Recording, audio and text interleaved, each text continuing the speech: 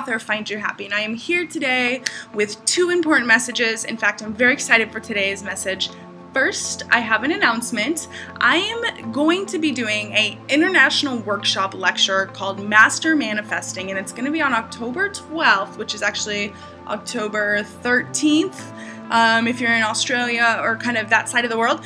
And it's going to be great because anyone, anywhere can join. If you feel stuck in life, if you feel like maybe you're trapped or you just feel overwhelmed with fear and you just don't know how to move forward, this workshop is for you. It is going to be on teleconference, and the line that you call in is completely free. So there are more details and you can RSVP and get your ticket down below. Again, that's October 12th, and anyone, anywhere can join. I'm so excited to do this. So that is my announcement, but I really want to move into today's message. And today I want to talk to you guys about fear. Speaking of fear, not getting what we want, a lot of the times when we're working towards goals or working towards things that we want, the number one thing that stops us is fear. Okay, well, we've heard this before. This is like nothing new. However, what I want to share with you today is definitely a new way of looking at fear and letting the fear be our guidance system to really breaking through the pattern of letting it control ourselves. So let's back up for a moment and take a look at what's going on in the world. I'm not going to pinpoint anything specifically, but if you were to just turn on the news, or even if you don't watch the news, which I don't, and if you don't even, you open up your television or your computer for the newspaper, you still know that there's chaos going on everywhere. Everywhere. From wars to political upheaval and like all kinds of financial issues, from corporations to no matter what country you're in, you can't help to escape or not escape the reality that this is a time of chaos. This world feels like it's in flux, and now with the recent additions of all of the crazy natural disasters happening here in America and all over the world, it is easy to go to fear. It's so easy. It's a lot harder, so we think, to stay in the love and to stay in the light. And that's really our work for this time, this period of life when everything seems completely chaotic and completely out of control. It is so important that we look at that and recognize that we have a choice. We have a choice that we can keep talking about what we don't like. We can keep putting energy towards what's not working. We can keep focusing on how crazy the world is and how it completely sucks and everything's going wrong. Or we can turn to what is good. And so this is really about grasping the good in the bad. And so this situation in particularly was really shown to me this morning. Lo and behold, I was working on my next book. Yes, we're so close to getting a book deal. And it's so exciting because I was at a coffee shop this morning writing the chapter about fear. Lo and behold, and it was the most beautiful moment because fear came into the coffee shop I was working at and showed itself just in such a beautiful situation. I will explain. So I was writing my chapter.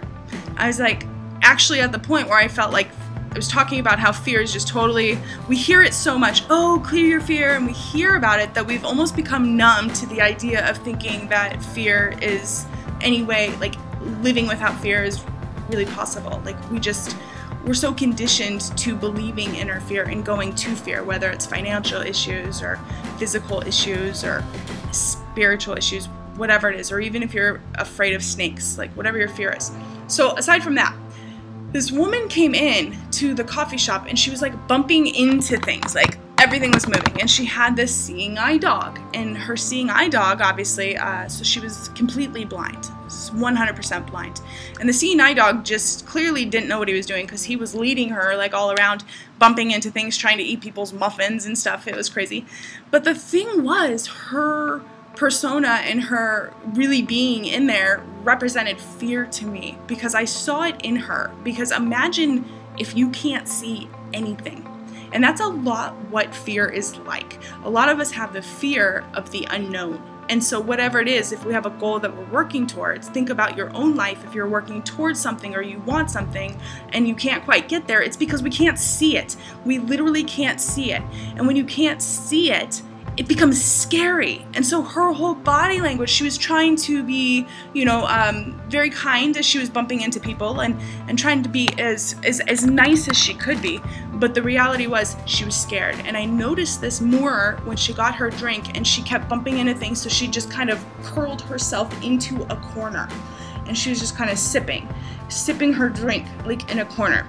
And my heart went out to her, and I stood up and I said, hey, would you like to sit down? And she was like, and all of a sudden this relief came over her and her body language changed. She kind of opened up. She wasn't so closed off from the world. And she said, yes, I'm waiting for a friend. Clearly he's not here yet. And so I guided her over to this nice cushioned chair, and it was such an amazing thing because that was fear in its most present organic state. Fear, just like a person who cannot see anything, she was scared because she couldn't literally see what was around her. And to not know what's around you and to not know what's in front of you and to not know where we're going creates more fear. But when someone reaches out, someone, anyone, that fear can be totally disengaged. And so think about your own life. Like I just reached out because my gut said, hey, she needs help. Like just go guide her. And when I did that, I saw the most beautiful transformation. She was thankful, and all of a sudden she felt natural in her own essence, and she could slowly kind of guide herself, and she no longer feared her immediate surroundings. Even though she couldn't see it, she knew that there was help and support around her. And that's the key, friends. If you are in a fearful state, if you feel completely out of control in your life and you're frustrated and you're scared shitless about what's happening in your life, it's really key to think about where can you ask for help, or where can you get help, or more importantly, where can you give help? See, fear is not just with you, and it's not just with your friend. Fear is everywhere right now. It's in every country. It's in every single place that we go. Fear of people. I have people graduating. I have students that I teach part-time and they graduated yesterday and they're terrified. They're excited, but they're terrified because they don't know if they're going to get a job. So instead of buying into the fear and letting it create our fate and creating our future, we can look at the present state and say, okay, what can I do with what I have and where I am right now? And that in itself is a beautiful experience of moving through the fear. All you have to do is take one step. And so then look at where you really want to be in your life without fear. Because when we let go of the fear, we can become an example to those around us. So when you stand in love and you stand in light, people around you, they can't be fearful. If they are, they'll go the other way. And see, that's really what happened in the sense of I wasn't in fear for this woman, but a lot of other people in the coffee shop were confused and they didn't know how to react around this, so I could sense their fear. So instead, I chose love and I approached the situation with love, and then she returned it with love. Because here's the thing, your fear, the fear that we have, obviously it's in our head, but it's kind of like that little dog that barks really loud because it's terrified and scared of the world. It has a bigger bark than it does a bite. That's right. So if you think about your fear, our fear is very small, very small. It may feel tremendously big. It feels really, really big, but it's not. That's why the fear actually projects itself. That's why the egos and the backstabbing and the regret and all of the revenge and all of the wars, they get so big because fear creates this facade. It creates this thing that is bigger than life. So when we choose our loving selves and we put light around us and we say, okay, I see that this is just an opportunity to love it. And so any situation that you absolutely can't stand and it's so fearful and it's scary for you, instead of resisting it, instead of looking away from it, choose to love it. And when you take a step towards loving it, it will go away. So my lesson and my goal and my trick and my real reward and opportunity for you all as you approach the next couple of weeks, whether you are feeling more fearful or feeling more out of control in your life, instead of going to this isn't what I like, I don't like this fear is bad, I'm fearful, instead say, fear, I recognize you, I see you. And when you see it, all of a sudden it dissipates a little bit because it's like that loud little dog. It wants to be noticed because it feels so tiny in the world. Because guess what? If we turn to love, if we turn our inner like voices and we come from our heart from love, the fear will totally disappear. And so I'd like to invite you all to take 2 minutes every day for the next week. Do it for 7 days and send love. Send love to those who need support. Send love to those who you know who are feeling down and out. Send love to yourself. I do this 2 minutes before I even get out of bed every morning, and I do it 2 minutes before I go to bed, and sometimes throughout the day. And if you don't do 2 minutes, just do, 5 seconds, 10 seconds. But when we can send love, love is the only thing that can get rid of hate.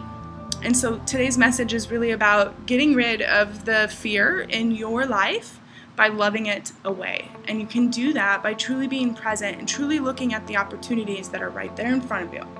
So this is a very big topic that is important to me, and I think that we all could, use love and more happiness in our life. So I would love to hear how this experiment goes for you guys. So if you do decide, and when you do take this opportunity and action step of loving and sending love and light around to the world and to those in need, let me know how it goes. You can go to Shannon Kaiser Writes, which is my Facebook page. Love the comments on there. Thank you. They're so awesome. Or you can leave comments right here below. It's important that we get together, guys, and come together, because just like the blind woman, she felt terrified and scared all by herself. She didn't know what was around her. But we're all here on this planet together. And when we can come together and work together, instead of working siloed, we can move mountains together. We can be greater than we ever could by ourselves. And that's truly what we all want. We want to feel loved, and by feeling love, you give love. When you are able to be there for others, when you're able to help others, reach out for help, you can make a true difference.